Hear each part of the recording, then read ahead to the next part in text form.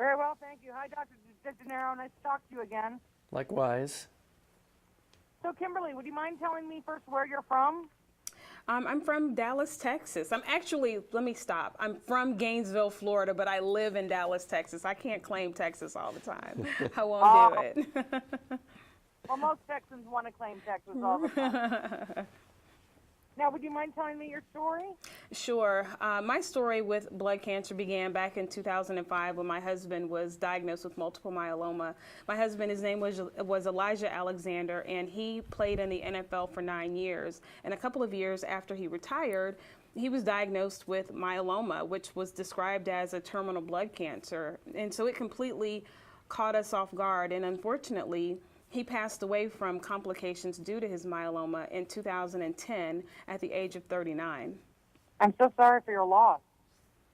Well, thank you. But I think like now, to me, it's been really, really important to not let our experience be in vain. And that's why I like to spend my time sharing our story. And hopefully I can help other patients and caregivers who find themselves in the same place we were in a few years ago.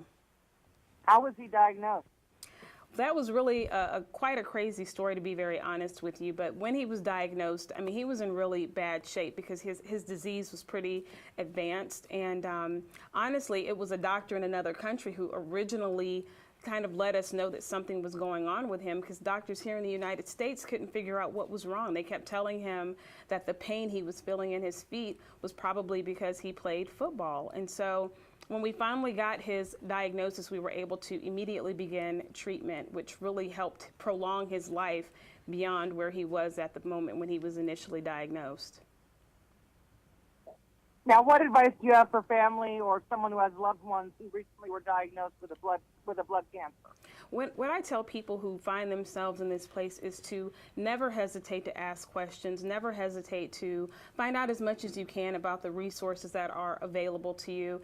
If it's a blood cancer, I encourage them to visit sites like lls.org and to get involved. They've got all kinds of resources that are available to you, but they can also be not only a support system. If you want to perhaps give back, you can get involved as a volunteer. You can help with fundraising, because raising funds means research is being done, and when research is being done, that means cures can be found.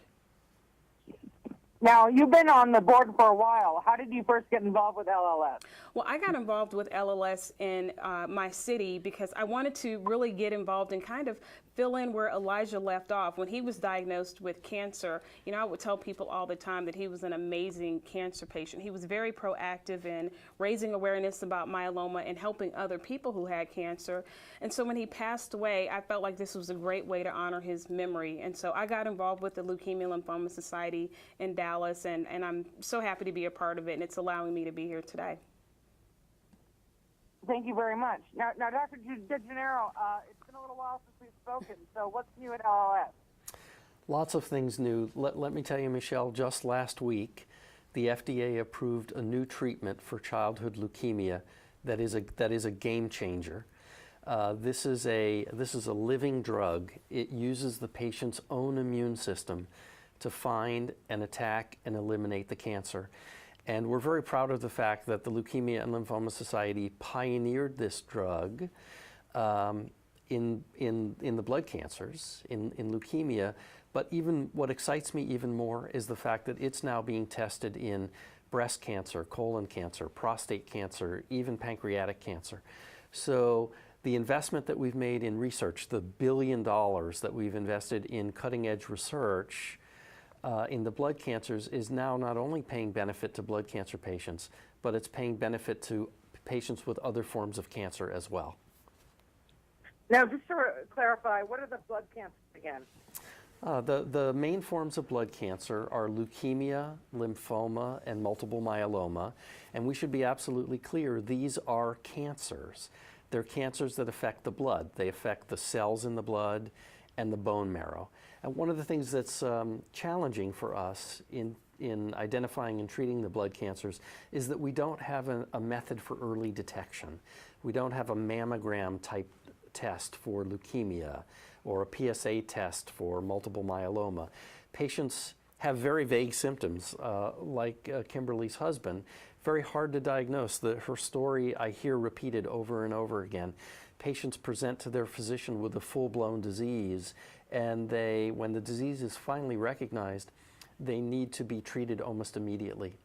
It's why Blood Cancer Awareness Month is so important. We want to raise people's awareness of these diseases and let them know that we're there to provide important information and guidance should they or a family member ever be diagnosed.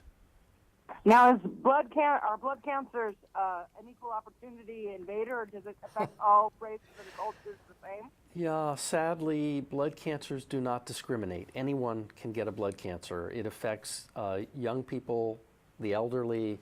It knows no ethnic boundaries. I will point out one thing, and it's really great to have Kimberly here as an advocate, because while most of the blood cancers affect the population consistently, there is one difference, and that's multiple myeloma. The African American population sees twice the number of blood cancer myeloma cases as other Americans. So it's very, very important that we get the word out about multiple myeloma, particularly to the African American population in the United States. Why do you think that's the case?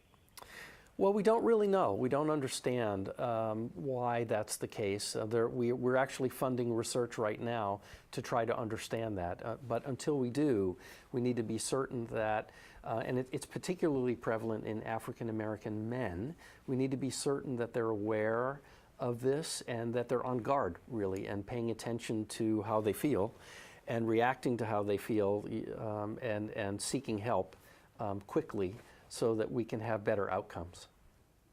Now, what is the name of this new FDA-approved treatment? It's called immunotherapy, and it was just approved last week. It's the technical name is chimeric antigen receptor T-cell immunotherapy.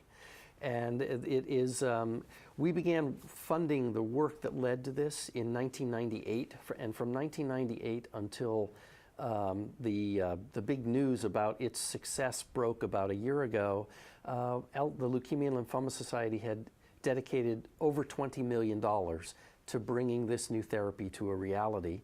The clinical trials were done, and the FDA approved it last week. Now, how do the advancements in blood cancer research help other cancers? Well, as I mentioned a minute ago, CAR T therapy is now being tested for breast, colon, prostate, ovarian cancer, even pancreatic cancer, but we've had other successes as well. Years ago, we created an antibody-based treatment for blood cancer that's now being used to treat rheumatoid arthritis. And a targeted treatment for acute myelogenous leukemia that is approved for 10 other diseases, including some solid tumors. So time and again, blood cancers have been the tip of the research spear leading to treatments. So I'll give you a number. If you count up all the cancer drugs approved by the FDA since the year 2000, it's about 90 drugs. Nearly 40% of them were approved first for a blood cancer, and now have gone on to be approved to help treat other forms of cancer as well. Where can people get more information? Best place is our website, lls.org. If you're a patient, I encourage you to call us directly, 800-955-4572. Thank you very much. Hope you guys both have a good day. Thank you. Thank Good you. day.